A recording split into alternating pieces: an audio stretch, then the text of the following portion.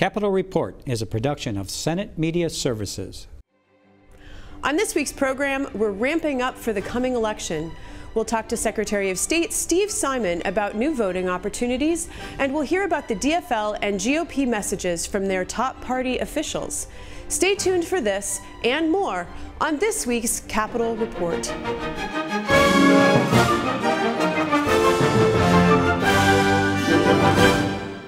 Welcome to this week's program. I'm Shannon Loehrke. The presidential, congressional, not to mention all 201 state legislative seats are on the ballot this season. Over the next few weeks, we'll bring you conversations with key leaders to help you make an informed decision this election. Beginning right now with the chairman of the DFL party, Ken Martin. Thanks for being here. Happy to be here. Thanks for having me. So broadly speaking, what does a DFL endorsed candidate stand for? Well, the DFL stands for a number of things, but first and foremost, economic justice, social justice, fighting for the issues that people care about in this state. For many years, the DFL party has been on the forefront of making sure that we are moving a progressive agenda forward. That's fighting in the best interest of all Minnesotans, whether you live in greater Minnesota or in the metro area. The DFL stands for making sure that we have access to high quality education, that we have health care for all.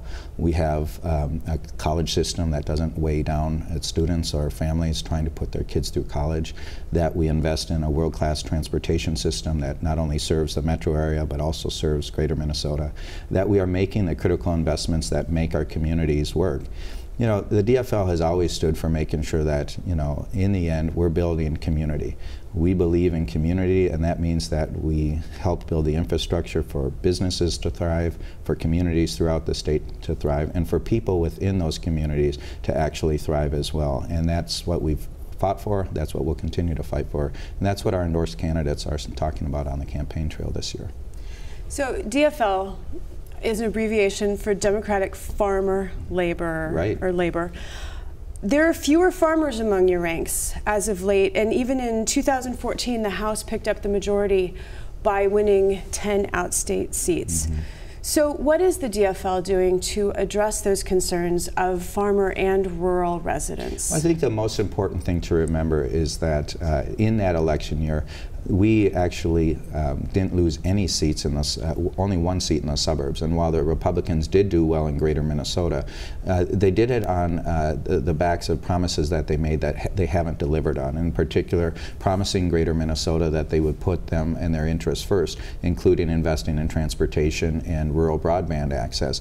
You know, when you think about broadband, it's the modern equivalent of rural electrification, which, you know, back in the 1920s was a big part of what needed to happen to make sure that small town America didn't dry up. And that is the modern equivalency. Right now, if we're going to get jobs out to these communities in greater Minnesota, we need to have broadband out there. Yet the Republicans, in their initial budget, decided to put zero in that budget. They have really stood in the way of making the types of investments in the infrastructure that would actually help these communities in greater Minnesota.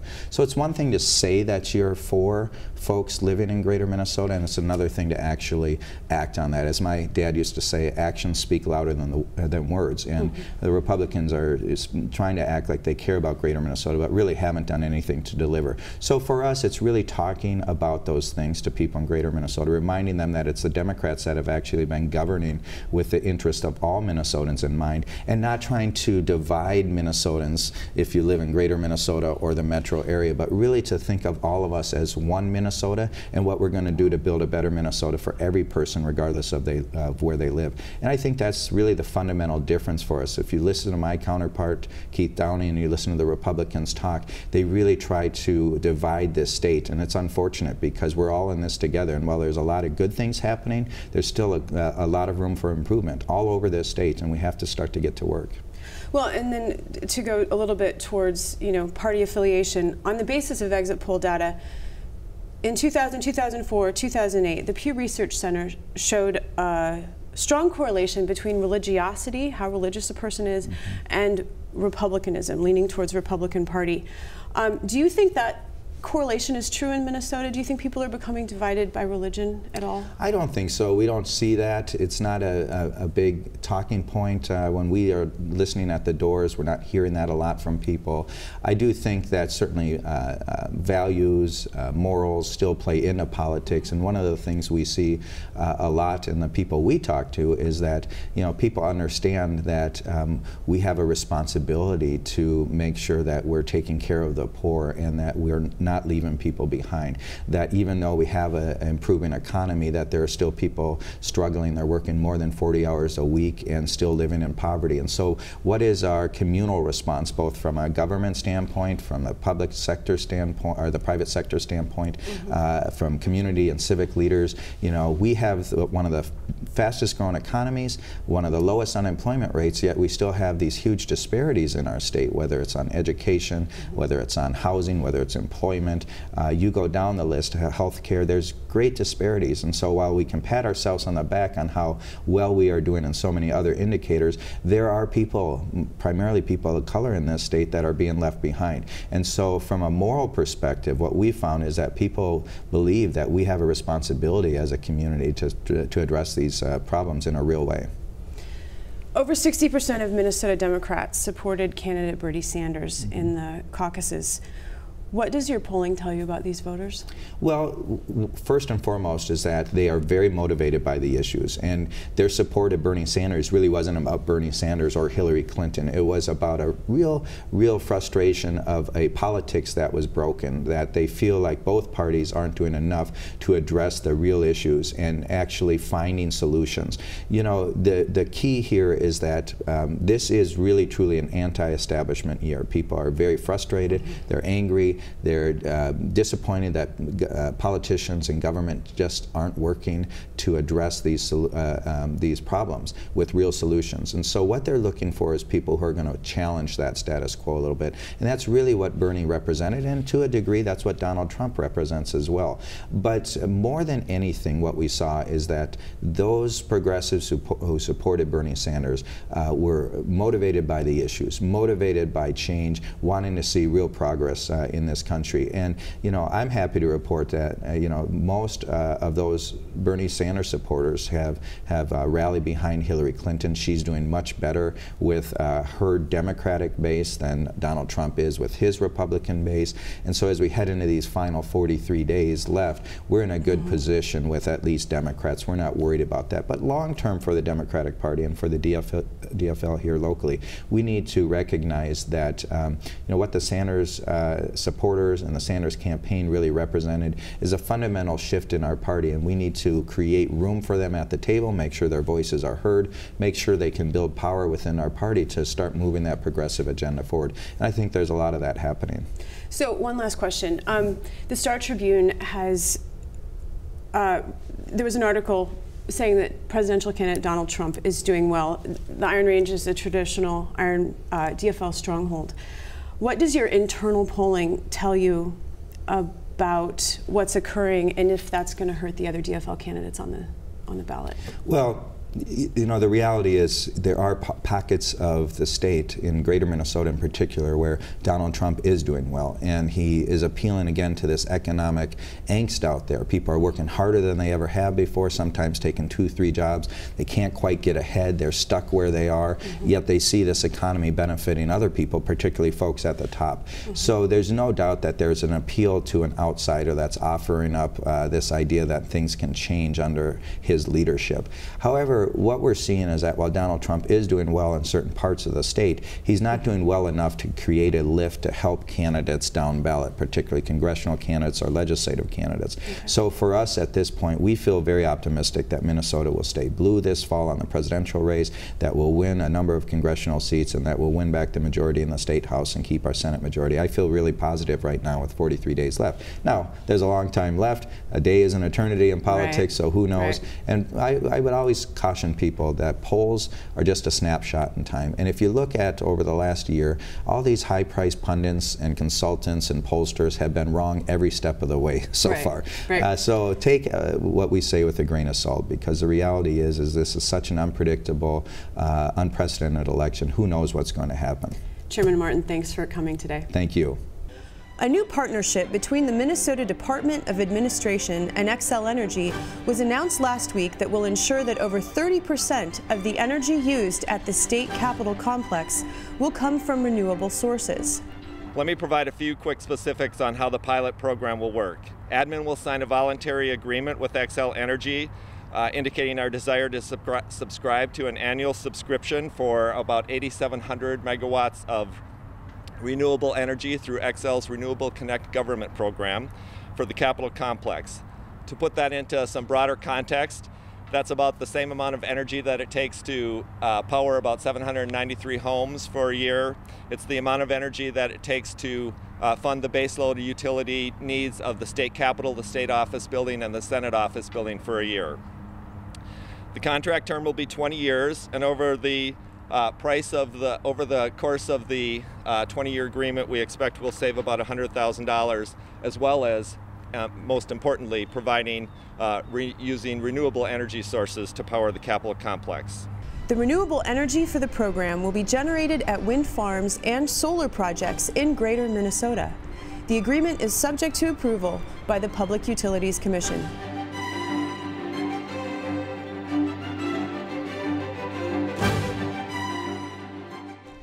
With the election just around the corner and absentee balloting now available, it's time for Minnesotans to weigh their options.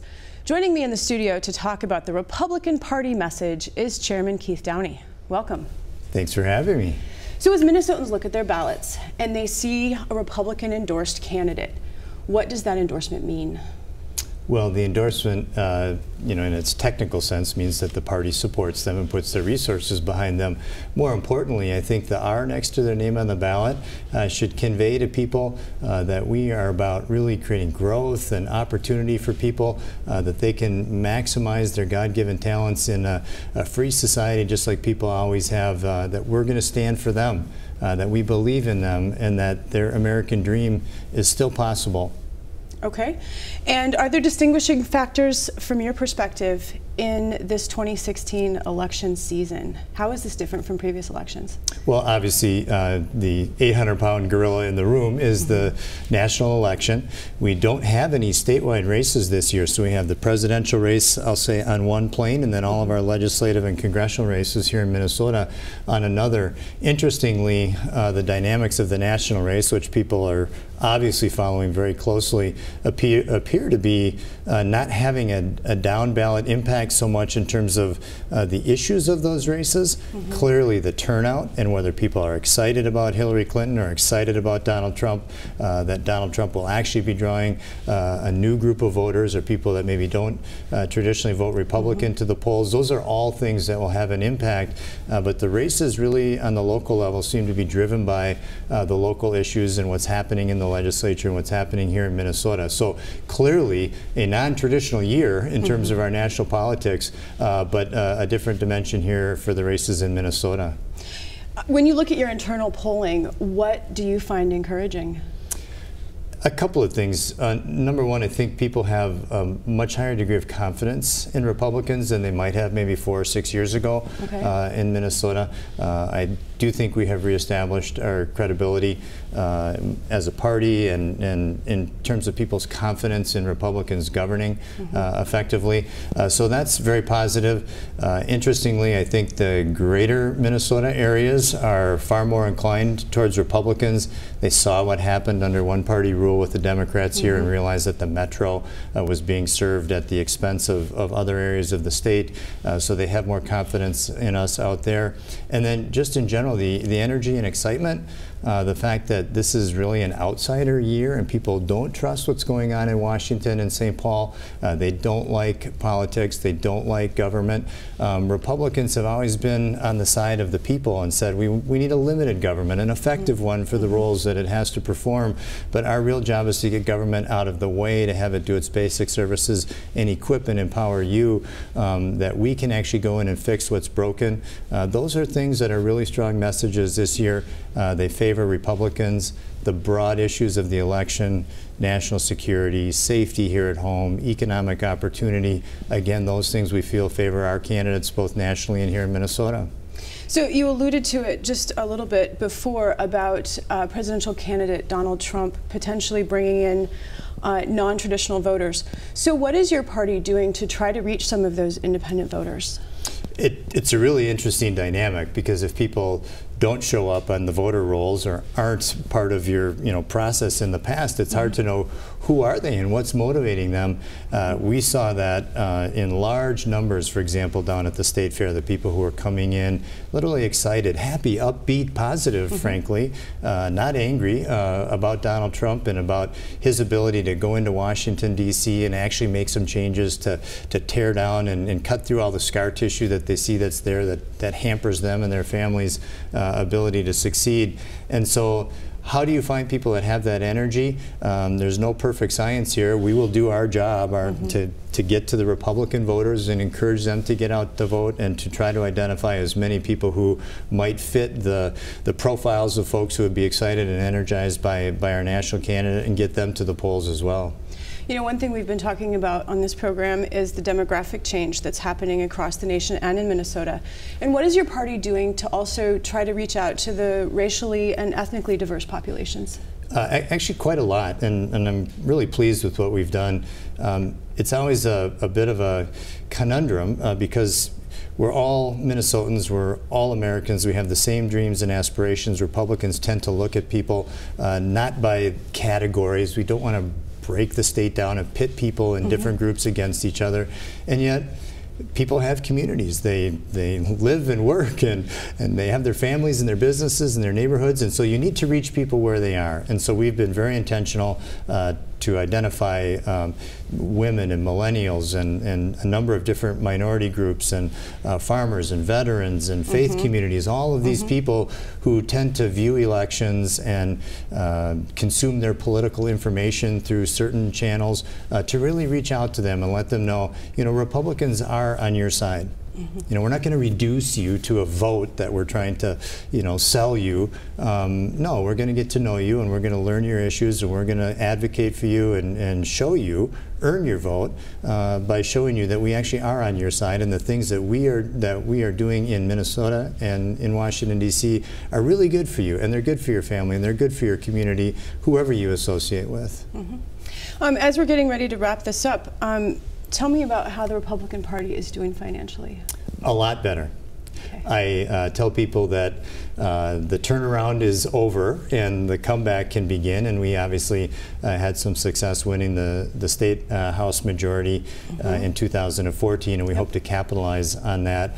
I would say politically and operationally, we've fixed a lot of the things, almost all of them. We're probably halfway there financially, but we've got everything set to the point where we can still be effective, we can grow our political capability, we can get a positive message out there, and it's not a boat anchor like it was certainly 3 years ago. Chairman Downey, thank you so much for coming today. Yeah, thank you. Soldiers suffering from post-traumatic stress disorder struggle to resume normal lives, and the nonprofit organization Athena's Canine Companions wants to help. Co-founders Jane Walton and Lynn Toll seek to provide four-legged companions to veterans with PTSD. Leo is being trained to clear the house. He wants to say something. To clear the house, remind the recipient of medications, just heal or sitting behind him if he goes out in public, out in stores, so that no one can sneak up behind him. Just general anxiety calming, so that if he starts getting anxious about something, the dog will help bring him back down to his center. The organization works closely with veterans in need and is currently accepting applications. The nonprofit's next fundraising event is this Saturday, October 8th, in Minneapolis. Our upcoming event is actually going to involve entertainment from David Graham, who is a Comedy Central comedian, so we're very pleased to have him come join us and entertain us for the evening. Our event is running from 6 to 10 p.m. We have a silent auction, and David will be performing for about an hour and a half for us. He has been rated the #1 cleanest comedian for 16 years straight, so we're very excited about that. It really is a family-friendly event.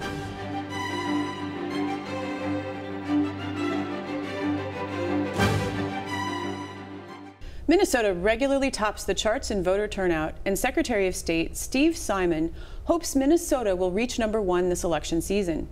He's joining me in the studio to talk about his Get Out the Vote efforts. Thanks for being here. My pleasure. Minnesota has two significant changes this election cycle, and the first that I'd like to talk about is no excuses absentee ballots. Right. So how does that work? What's the change? It's a huge game changer. The old rule before 2014 was if you wanted to vote absentee in Minnesota, you had to sign an oath under penalty of perjury saying that you were either really sick or you were going to be out of town that day. But the legislature decided, when I was still in the legislature in 2013, to get rid of that excuse. The bottom line is now any Minnesotan, for any reason whatsoever, can decide to vote absentee. And there are two primary ways to do that. One is to go and order it online, to come to your home, where you can now vote from your couch or kitchen table. You go to mnvotes.org. That's mnvotes.org. And we'll put that up afterwards. Yeah, and you can just order it right there. It takes most people just a couple of minutes, and it's done. Or you can vote. And that's to order the ballot. That's to order the ballot, the absentee ballot that comes right to your home. Or you can do it the more traditional way and do absentee voting by going to a designated government office, typically a city or a county office. And if you don't know where that is, you can go to mnvotes.org, type in your address, and it'll tell you where to go. So that's new for a presidential election year. Its sort of maiden voyage, so to speak, was 2014, and the last non-presidential, to great effect. There was a big spike in absentee voting. I think we're going to see an even bigger spike this year for a presidential contest, where we typically enjoy even more turnout. So a real potential game changer. So the other new significant change is that there's early voting, in-person early voting, that will begin on November 1st and lead up to Election Day. That's right. How does that work? Do you go to your precinct, your normal precinct place, or do you go to a certain government place until Election Day? How does that work out? It's the latter. You go to a designated place, usually a city hall or sometimes a county office, depending on where in Minnesota that you live, and you go in, and the difference this year is as opposed to the old system where when you voted in-person absentee, you had to put your ballot in an envelope, then you put that envelope in another security envelope, and you hand it to someone. And that was a lot of process and a lot of hassle for people on both sides of the counter. It was a lot of hassle for the people counting the ballots and administering the elections, and a lot more hassle for the voters. So the legislature, wisely, this last session decided to get rid of that requirement for the last 7 days. So now when you go in the last 7 days, it's a lot like true early voting would be. You're going in, you're filling out a ballot, and just like on game day, on election day, you're feeding that ballot right into the machine. There's no middleman, middlewoman, or anything. You're feeding it right into the machine for that whole 7-day period before the election. So there's been an effort really to simplify the voting process, it sounds like. Right, and it's, like I say, decreased hassle on both sides of that counter. Okay. Well, Republican Chairman Keith Downey expressed concerns that with these new voting initiatives, there will be more fraud.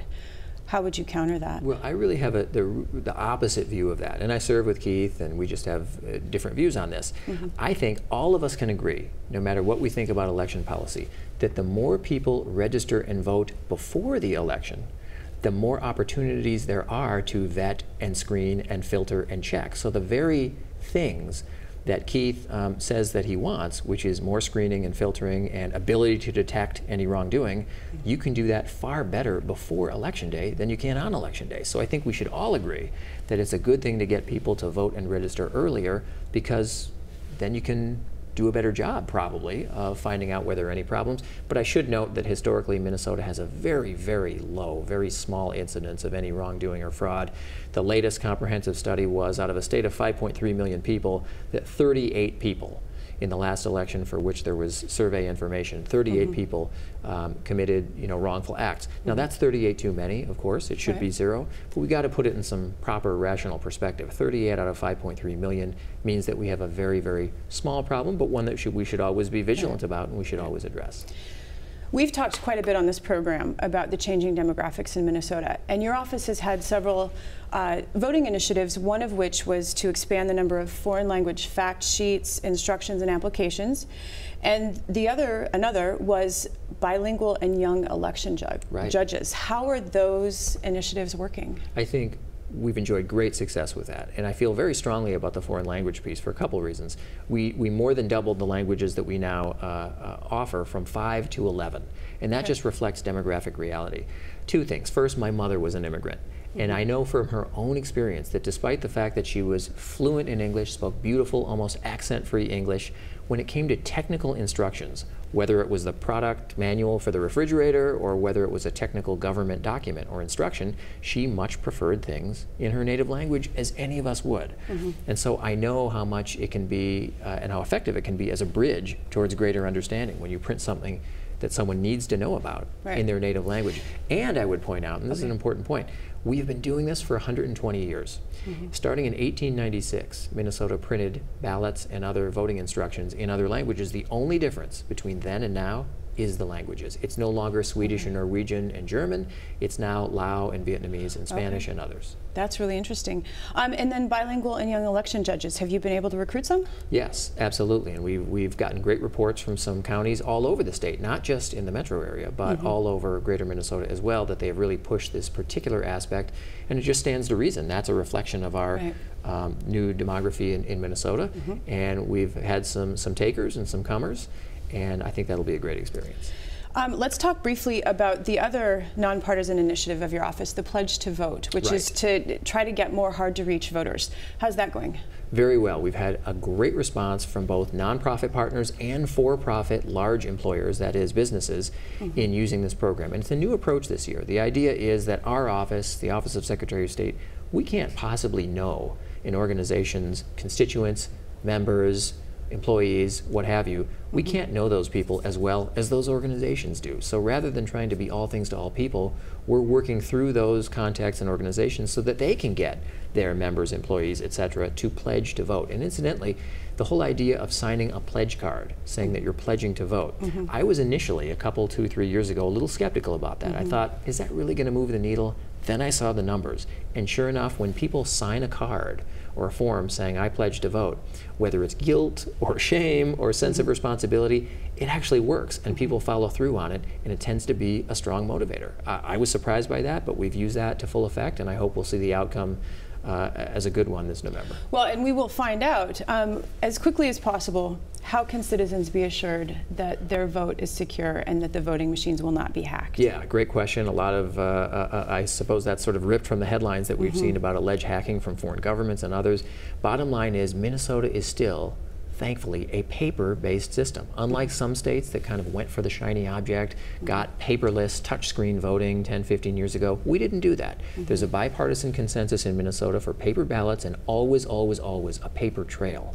And even the reporting to our office on election night is done through an encrypted transmission. So it would be gibberish to anyone who would try to hack it. So if someone alleges that a foreign government, or anyone for that matter, added a 0 or subtracted a 0 from someone's vote total, got in the system and hacked it, we've got paper ballots, and not only that, state law makes us keep them for 2 years. So we can always go back to paper. Ironically, in this high-tech age, paper is our friend and ultimately our savior. So while I can't say any system is perfect, and ours isn't, I think it's a very low and small likelihood that we'll have any serious problem. Secretary, we have to stop there. Thank you so much for joining me today. My pleasure. Thank you.